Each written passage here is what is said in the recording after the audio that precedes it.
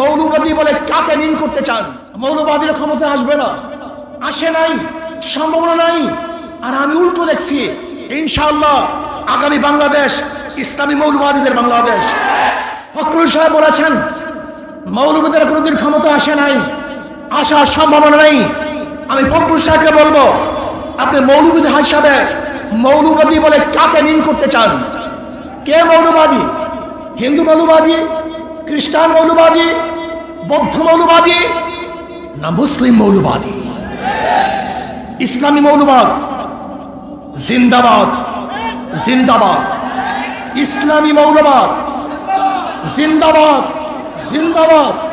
ইসলামী মৌলবাদ জিন্দাবাদ, জিন্দাবাদ।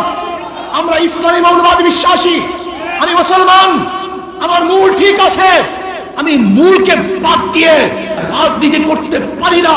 ৯৫% মুসলমানদের দেশে ইসলামী মূল্যবোধকে বাদ দিয়ে, ইসলামী মূল্যবোধকে বাদ দিয়ে কেউ কোনোদিন রাজনীতি করতে পারে নাই, পারবে না ইনশাআল্লাহ। কাজী আপনি যে স্বপ্ন দেখেছেন মৌলবাদীর ক্ষমতা আসবে না, আসে নাই, সম্ভাবনা নাই। আর আমি উল্টো দেখছি, ইনশাআল্লাহ আগামী বাংলাদেশ ইসলামী মৌলবাদীদের বাংলাদেশ। আগামী বাংলাদেশ কোরআন ও সুন্নাহর বাংলাদেশ। আগামী বাংলাদেশ এদেশের স্বাধীনতাবাদী মানুষের বাংলাদেশ। আগামী বাংলাদেশ ধর্মীয় ব্যক্তিত্ব বাংলাদেশ।